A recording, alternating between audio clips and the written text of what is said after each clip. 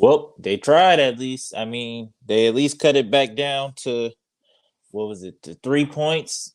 But they kept trying to, hit that home run when you don't need it. You don't need the home run. You already done walked them down from down, what was it, like 20, 27, 28, and you walked them all the way down and you don't need the home run. And then what happened? You know what I'm saying? The old Suns didn't do that. But yeah, welcome back to another episode to the Stay Off My Grass podcast. You got your boy Suns fan Randy in the building, and we got the Suns versus the Warriors. Man, shout out to the Warriors. They came out, and essentially what really happened, just being honest. We poked the wrong bear. You know what I'm saying? Like we poked Klay Thompson, and he woke up and he absolutely killed us. Like it just seemed like that boy could not miss. And it made me be like, damn, I don't want to see them in the first round. I don't want to see them as the fifth seed. Because at first I was kind of like, all right, like I'll take the Warriors because it's just like they've just been up and down really. But it seemed like whenever they on a mission, or whenever they got some inspiration, like whenever they draw that Michael Jordan kind of inspiration, like, all right, you said this, you did that, and it seemed like they just a different animal. They're just a different team. And I felt like that coupled with the coaching and just how Steve Kerr had D Book locked up the first 2 quarters or whatever the case may be, it's a bad recipe. Granted, we do have Kevin Durant, who is on report saying, or James Jones saying, like, hey, if the playoffs did start today, he would be playing, or if he would play through it, or it's not that serious. It's just all this stuff is precautionary, which is good to hear. But like I said, I don't know. Like I genuinely don't know with that being a matchup. So for anybody that asks me about my Monty takes, listen, tonight is a night where this is what I'm talking about. This is why, yeah, we got Kevin Durant and all that other stuff. He got a lot of pressure to win a championship. But to me, the hottest seat in the room, the most pressure is on Monty Williams. Because it's like, all right, if you couldn't win it in the finals, right? You come back the next year and you still couldn't, you got bounced by Luka. And then on top of that, you get KD and you still can't win it. It's time for it. You know what I'm saying? It's time for you to hop into that unemployment line. You know what I'm saying? Like I said, I love Monty Williams. I love him. I run through a wall for him too. But like I said, the coach of the Phoenix Suns, like the X's and O's, it ain't it. You know what I'm saying? I love Monty the person, but like I said, and just like I said, I feel like just no adjustments, no counters, just a lot of inspirational, just you know what I'm saying? Like give us a strategy. Like, what's the game plan? I feel like we didn't have a game plan. We played the Warriors tonight, just like how we play every other team in the NBA every single night. And I just feel like that does not make sense to me. You know what I'm saying? Like other teams have different superstars, teams have different players that can do certain things or like certain things, and it's just like to me, it's lazy. You know what I'm saying? Because it's like I know everybody. I know this. I know Devin Booker love basketball. I know Chris Paul love basketball. I know Kevin Durant love basketball. I know all they watch is basketball. So it's like you can't sit up here and tell me that they don't have film on guys or they don't sit because to me it's given like all right, you don't watch film. So it's just like you don't know how to game plan for stuff because it's like you don't watch film and it's just like it don't make sense to me that you don't game plan, that you don't come out with a okay, like this is what we are trying to make them do. Because Golden State came out with an agenda. Steve Kerr and then was like, look, we're gonna put Devin Booker in a boxing one, we're gonna double him, woo, blah blah blah. We're gonna make Chris Paul and Josh Okogie and Torrey Craig try to beat us. We're gonna pile up the paint whenever Aiden touching in the low block, and we're gonna D book, we're gonna double D book on the outside. So it's like, all right, what's the counters? Like what's you know what I'm saying? Like, what are we doing? And I like I said, I feel like every single night is just like it's just like he just don't use his brain. So like I said, the hottest seat to me, or who the guy who got the most pressure to me is Monty Williams. But like I was saying, man, and also not to put it all on Monty tonight, you know what I'm saying? I feel like number one, we ran into just like a super hot team, you know, or like just a super hot quarter from the Warriors, and sometimes you just gotta, you know what I'm saying, you gotta take it is what it is. But I do put a little bit of this L on Devin Booker in the sense of you got to be a better leader, dog. Like when you came out in that first quarter, in that first half, like you was complaining with the refs, getting into it with the refs, and you got to understand as a leader, like other people see that the other team, DeAndre Ayton, Josh Kogi, Torrey Craig, they see that, and then it just messes up the rhythm amongst the team. You see what I'm saying? And I feel like as a leader, like to me, that's a little bit immature, especially only because it's like you've been battling, like you've been having the same arguments for years. Like you've been in the league for what 6, 7 years now, and you've been having the same arguments with refs for years. So it's like at some point you got to realize, like, look, dog, like this is just what it is. Like it is what it is. You arguing with him till you blue in the face is not gonna get you nowhere.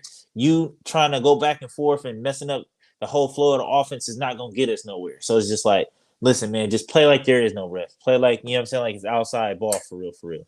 But yeah, so like I said, and this is the reason why I said I would appreciate if Mr. Durant, please, sir, if you could just sit courtside. Because like I said, I feel like the level of focus, the level of intensity that you bring just by you being courtside, and the level of elevation that you pull, like you demand from everybody else to be better, or just like, you know what I'm saying, is needed. You know what I'm saying? Because like I said, you see what it looked like. This is how we was losing games before KD got here. We was down. We was damn near like, because I damn near wanted to cut the game off. So it's like we damn near already out of games by halftime. So it's just like, even though they only went up by like a dub, it was a loud. It was the loudest dub I ever felt. Like that was the loudest 20 points or the loudest whatever like I ever felt. So it was just crazy, bro. So like I said, I feel like Devin Booker, to me, this loss is on you because it's just like you got to be a better leader, dog. You got to, you know what I'm saying, realize the situation. DeAndre Ayton can do a better job at just like, I feel like they scouting you, they know what you're looking for to do, they know that you're trying to get on the block and spin, so they already anticipating it there every time you spin. Like, you know what I'm saying, you got extra bodies you running into, so sometimes you got to go over that left shoulder, sometimes you got to develop that left hand and just be like, look, I'm gonna just power through somebody or whatever, because that spin, they know how it's coming now. Like I said, Devin Booker finished with 32. I'm recording this in the fourth quarter because his game is over. But you know what I'm saying, he finished with like 32. DeAndre Ayton finished with like 27. So it's just like, dog, it is what it is, man. I mean, like, and nobody else came with him. CP3 finished with like 11. It was just like, outside of him, I think Kogi might have had 11. Nobody really came with him tonight. The bench is proven to be a problem without, you know what I'm saying, Devin Booker, or without being able to stagger one of the superstars on the team. Like, yes, the bench is essentially becoming an issue. And I feel like that's what campaign needs to be better at, in the sense of just being playmaking and being able to be on the court. But like I said, I will tip my hat off. The pro was, I guess I did see tonight, was we walked him down. We kept the same kind of energy. We never gave up. We walked him down. We cut it to 3. But then when we got to 3 points, CP3 started trying to shoot the 3. Josh Okogie started, you know what I'm saying? We just kept trying to hit the home run when we didn't need it. We did not need the home run. Like, we've been cool. We've been walking them down. So it's just like we did not need it. We kept forcing it. And Jordan Poole just, you know what I'm saying, ballooned the lead. And that's essentially what it was. You know what I'm saying? The refs helped us out getting it, cutting it down. So it's just like, got to be better, man. Like I said, and I feel like also, to another part of that is that the rotation. You know what I'm saying? Everybody got tired. CP3 got tired. Josh Okogie got tired. Monty got to realize, like, look, man, Josh Okogie is not Mikal Bridges. You cannot run him. Yeah, I get it. You were trying to mirror the minutes with Steph Curry, whatever the case may be, but it's like Josh Okogie is not Mikal Bridges, dog. Like, you cannot have him out there running like a dog and then think that he can, you know what I'm saying? So it's just not gonna happen. Like, you know what I'm saying? And then CP3 was tired. You could have done campaign a little bit earlier.